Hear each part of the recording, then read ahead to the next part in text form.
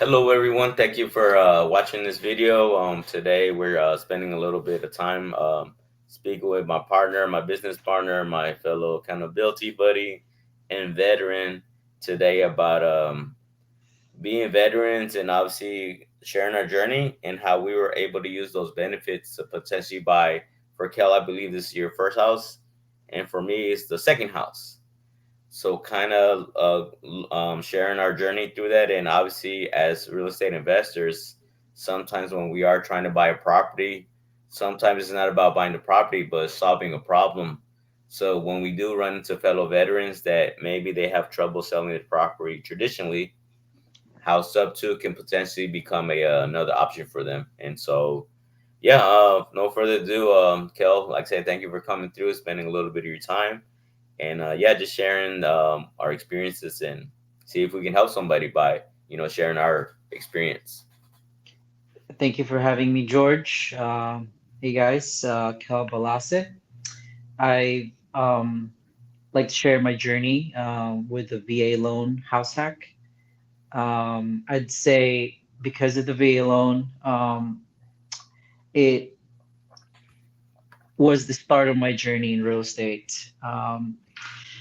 At that time, back in 2019, like everyone else, I got out in the military in 2016 and got into tech, studied in tech and also worked in tech. And I've always wanted to get into real estate, right? And I never really figure out how. People keep telling me they buy all these apartments, they buy all these, fix and flip. But one thing that I was trying to solve was where do I want to live? And, I needed to replace rental expense into more of a instead of an expense, it becomes an equity builder, a net worth builder. And that's when I started thinking, hey, maybe I could use the VA loan benefits to actually purchase a property so that I'll no longer be renting. So I'll be paying down a mortgage. The principal pay downs are now building towards my net worth instead of me, 100% of my rent goes as a wash, right? Got So that's what I was really thinking because instead of paying rent, I might as well pay a little bit of interest. I mean, right now it's kind of high, right? But you're right, still paying down the mortgage, and when you're paying down every month, whether it's you paying it down or a tenant paying it down, you're actually lowering down your unpaid principal balance. If you look at your mortgage, um, and you see how much is it going towards the interest and how much is it going towards the principal, and that's when you really are building, you know, a little bit of net worth, a little bit of wealth. I know a lot of people say that, hey, owning a home is not really an asset. I'd say it's like 50-50, depending on what you're trying to do with it, whether right. you're living in it, acquiring it, fixing it up, and then refinancing or moving out of it, or doing a house hack like I did and renting out the rooms or renting out the other units. So I guess that I'd like to share that. It's a fourplex VA house hack loan was my first Okay, ever I bought in Austin. Part luck, part like I spent a good 3 to 6 months studying real estate and without doing any action. Like it was just like reading a bunch of books, listening to a lot of podcasts and videos, and I wake up early in the morning, go to the gym, listen to podcasts, read books before I even go to work. And even after work, I did all that. And I was like, it's time to put things in action. love it. So I was able to qualify for more because of I did you know I did a multifamily, but you don't have to start with multifamily.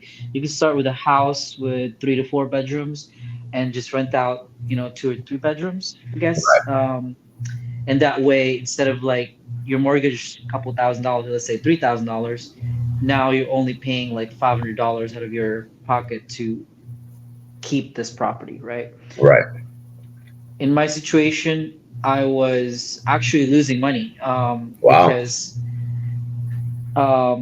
the rent was around 800 per unit, no, 950 per unit, and the mortgage was around 3,400. So I was only receiving around close to 2,900 worth of rent. And then, Wow. yeah, so there's actually $500 difference there. And not only from the rent, but the property manager as well. Because in order for you to qualify for a multifamily as a first-time home buyer, you need a property manager because you don't have any experience dealing with tenants. And Right. they were not going to allow you to have a multifamily without any experience, with at least 2 years of experience. So you need a property manager to qualify. And then, so minus property management, so I'm around 2,700, right? 7%, 10% property manager. And then the expenses as well, repairs and everything. So I'm really around 2,000. So I have to make sure that I'm able to afford the 1,500 or the $2,000 extra while I have a multifamily, right? Right. And then, but the good thing about it is that I would not have been able to qualify for this loan if it wasn't a multifamily because with the rent, right, 900 each, I'm able to qualify for more because 75% of the rental income. So let's say you're earning,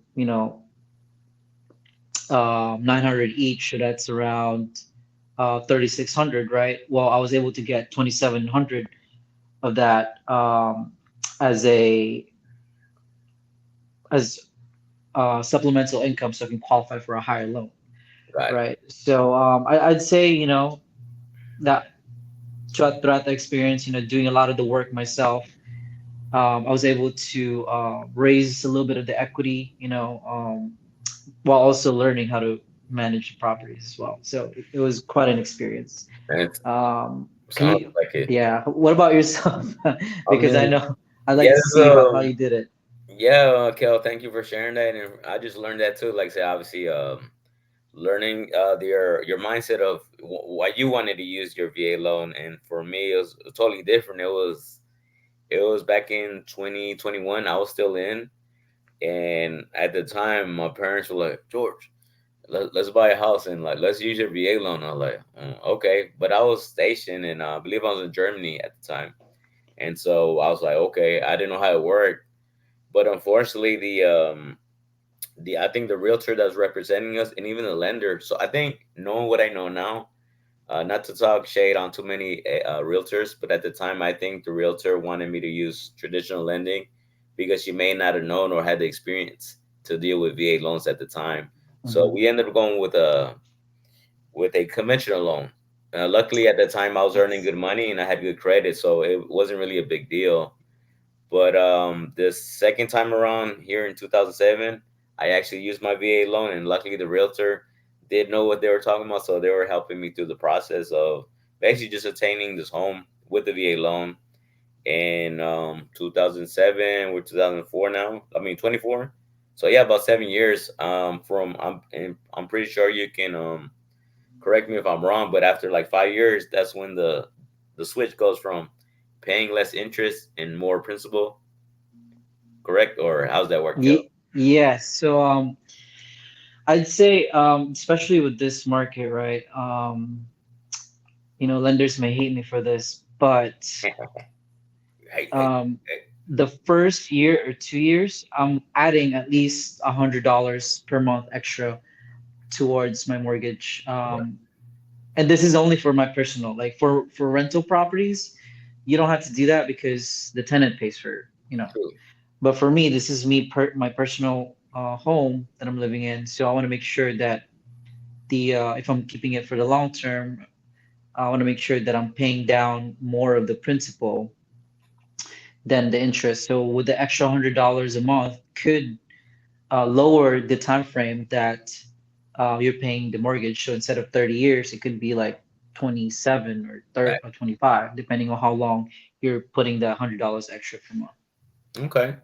And I guess like saying like I said, just you were using the VA loan more like say studying how to acquire properties, and then obviously benefiting since you did serve in the military using that VA loan. But at that time, more on an investor side and not like the homestead side where I would be at. But man, that's interesting. Like you said, like you actually you study, you weren't taking action until you actually jumped in. And man, kudos to you and to anybody out there listening.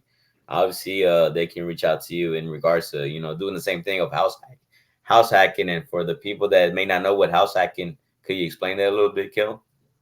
Yeah, house hacking is basically you're buying a property and you're living in it and you're renting out the other bedrooms, or you live in the garage, you live in the couch and you're renting out all the other bedrooms. Or if you have a multifamily, um, you can live in one of the units. If it has two or more bedrooms, you can even rent the rest of the other bedrooms and rent the rest of the other units. So basically, you're living in a place as a homestead, right? Right. Even up to 4 units, right? Nice. With all kinds of homestead protection.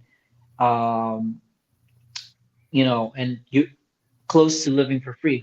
In my case, it wasn't for free, but it was still a lot lower than if I bought a 500K house and Mhm. then, I'm paying a mortgage. Even at that time, the mortgage rates were so low, I would still be paying like, you know, close to $4,000 every month, right? For a Got it. 500K house.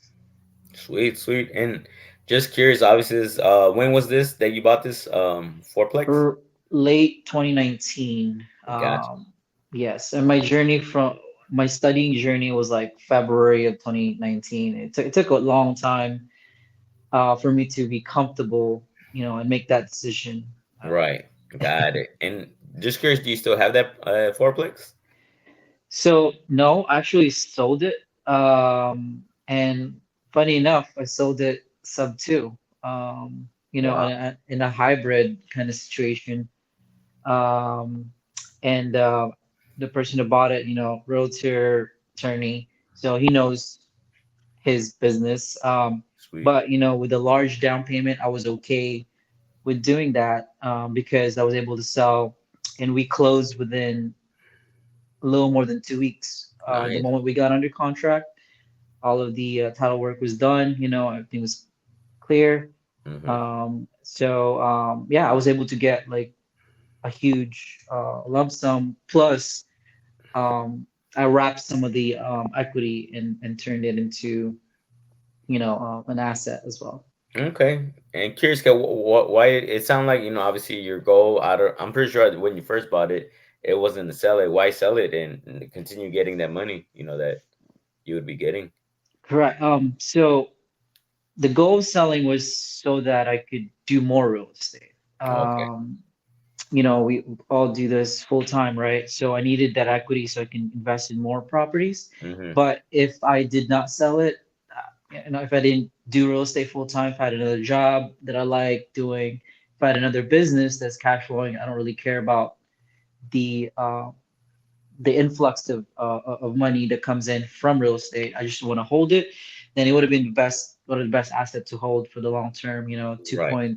2.3% loan, 30 years. Yeah. Is very nice. I see the principal pay down every month. It's like on year, I guess now 4 or 5. It's like 50/50. So it's pretty big. Principal pay down every month.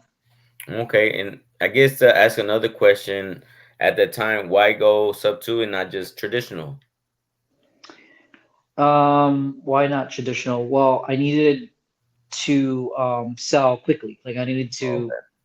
you know, I had a problem, right? And Hmm. I had a problem which was I needed more cash so that I could buy more properties and reinvest some of the proceeds. And for me to go traditionally, it would have taken longer. I already saw like the days on market on Okay. in that area was going higher and higher. And then okay, and I just found the right buyer. You got to find the right buyer as well Hmm. that is willing to work with you. And yeah, I didn't mind. I don't mind, as long as the loan gets serviced Right. and I get a monthly, report that it's been paid off, Okay. every month. Got it. Got it. And for obviously I don't want to get on your business, but as we speak with people that do have VA loans, there are certain problems that we believe, like you're saying, you basically maybe in a certain way gave up equity for convenience.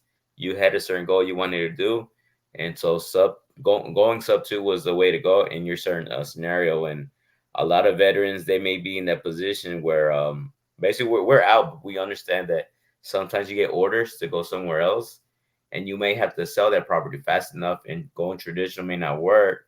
So a lot of times when I do offer the sub two option, I sometimes I would say I failed to get it quote unquote sold the first time, but it does go back to understanding the problem like you would have at that time, Kel, or what is your goal of trying to sell this property, and then obviously offering the different scenarios. Yes. So I'd say I wasn't a distressed seller. Hmm. So I was able to do a little bit, find the right buyer for a while, right? Like Right, I was marketing it for a good few months, and then a lot of the buyers also don't want to buy it on market. So this was completely off market as well. oh So this is my sweet, first, yeah, it was an off. Apologies. So this was a completely off market um, transaction as well. It's okay, very interesting. It was my first one being an off market property, and then but I know right now with the current market conditions, there are veterans that need help. Like right, they want to sell and they don't want to lose too much money, or they want to close as soon as possible because they could face some consequences, either the lenders about to foreclose on them or their credits getting shot down. right, So they need to sell quickly. And I think sub two is one of the fastest way to sell property, and to get their loan back to in better standing as well. And they can okay. move on to wherever they're going. They could be TDY to a different state, or retire and go somewhere else. Got it. Okay. Appreciate you that sharing that, Kel. And like I said, the purpose of the video to obviously you speak on your actual, the process and how you still have it. It's still being paid off each month, and obviously it's probably even helping your credit, which is a benefit as well, depending on the situation. Which yours wasn't so much distress; it was like Pace Morby says, it's either pain or gain. And so in this situation, you're trying to gain something, and so this solution helped you gain that goal that you wanted at the time. Yes, and I've actually also bought a property from a veteran as well. She was facing some distressed situation, right? Right. And I mean, I'm never not gonna pay the mortgage, right? We Right. don't. That's not the goal, right? Right. The goal is to buy these properties and then pay the mortgage on time, all the Right. time, so that we can help these people if they're ever in distress and they want to sell their properties quickly, whether they're veteran or not. We can help them move on to the next chapter. Gotcha. Okay. And the normal objection I get, Kel, and obviously, like you said, it's how do I make sure I'm gonna make your payments? And you just stated one of them. It's because you're investing so much money from the beginning. Obviously, it's a no brainer that you're gonna want to make the payments each month. But for some reason, like Pace Morby says, what if aliens take you away or you get deported? How are they protected in that situation? And they stop paying for some reason, which we won't. Yeah.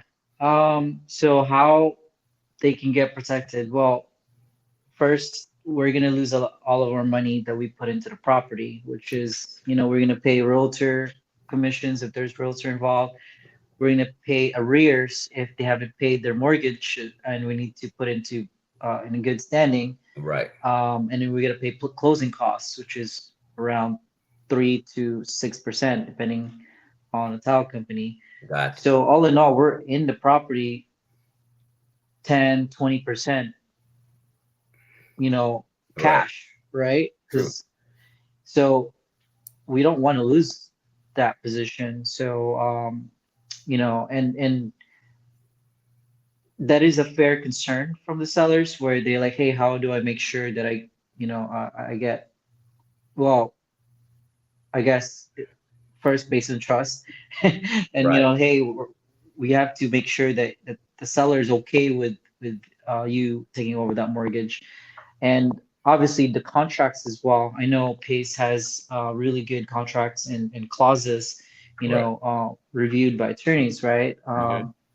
And so that if we stop paying, there's a repercussion to what the seller can do against us, right? They could, try to take back the property, foreclose on us, or Hmm. some other way where they can really mess up the whole transaction. And as long as we do our job and we do the correct way that we signed up for, there should be no concern for the seller. Got it. Okay, that's a reassurance for them, and obviously, um, the fact that you've done it yourself and that you've bought it yourself, now you come off with that confidence that you will take care of them. Because at the end of the day, the fact that not only are they a homeowner, but they're also a fellow veteran as well.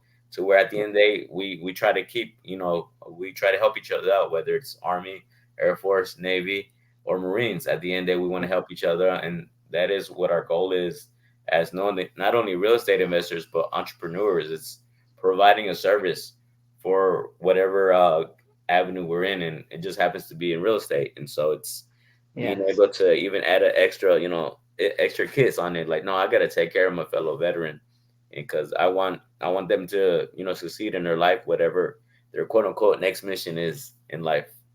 I agree. Got it. Okay. And I did have a question. The other thing would be the sometimes when I do run into a veteran, they may have a certain security clearance to where I've heard that objection to, hey, I got to take care of my credit. So, but I guess it goes back to obviously bringing up those points that we are putting in X amount of money. We've done this before, and this is our business model. Our goal is right now the interest rates are around 6-7%, and the fact that you have a pretty low interest rate, I would love to take that over and obviously take care of the property. It's going to be mine, so obviously I want to secure my my investment, but also take care of your property, take care of your credit, and obviously understanding that it's going to be a long term relationship. It's not just when and done. It's every once in a while calling the seller, hey, how's everything going? Hey, Yeah. and as long as they see that the mortgage is getting paid like yourself, you're good. You're on to continue your day each and every day. Yeah, I still get texts and calls from the seller. Mhm. Because sometimes there's a worry like, oh, why is this insurance company, why is the lender, calling me and stuff like that. Well, sometimes, you will get those calls, you will get those texts. And then also for me selling side, I have a really good relationship with the buyer Sweet. as well. So me and him actually, um, we want to continue that relationship and see if we can do deals in the future. So yeah, it's not just a one-time thing. I think real estate is, it's a relationship business, it's handshake business. That's why it's very important, to really connect with people and build that relationship. Facts, Kel. Yeah. And you did bring up a good point. Insurance is another question that I bring up. Well, people bring up to me, and obviously from your experience, how did you handle it? Because I know there's several ways that you can handle the insurance part. Yes. So it is complicated, right? You got to make sure that you're working with the right insurance agent as well that knows how to handle it. And so and also you got to make sure that you don't have double insurance because I think that will be an issue when there's something happens and both insurance companies are going to be like, I'm not paying for that. And then the other insurance company, I'm I'm pay not for paying for that. So, if possible, just have one insurance and then just add the seller as additional insured. From my experience, that's been the proper way of doing it. it. Okay. And because I didn't know another way, either that one or actually putting a LLC in, like in a trust, like Kel's trust. So when during audit time, the mortgage company can see, oh, it still has Kel's name, even though George Paredes may be the manager of that LLC. But because they see that, they're not going to look further into it, because obviously, not that this process is illegal. It's just it doesn't benefit, in the long run, the lender, because obviously, the lender is trying to make money. They're trying to get new loans out there, and the fact that this is just another solution, it helps out the seller, and depending on their situation, is what Yeah. we're all about, and trying to figure it out. And it goes back to being an entrepreneur, trying to figure out the Yes. service, the problem that we can help them solve. Yeah, those are rare, like the whole due and sale clause, very, very rare unless something really weird happened. But to keep the seller, I guess, happy, right? So some of Hmm. these people that when we end up buying it, it becomes our homestead. So if something were to happen, hey, I'll refinance if I had to, or I'll assume the loan, right? Right. But that our deal was not loan assumption. So that's the difference, Right. right? Loan assumption takes a very, very long time to do instead of a sub two. Um, but for that concern, you have to make sure that, you're working with an attorney or with somebody that's very experienced, and then to look at all the contracts and have the right clauses in there to see what to do if those things ever become an issue. Right.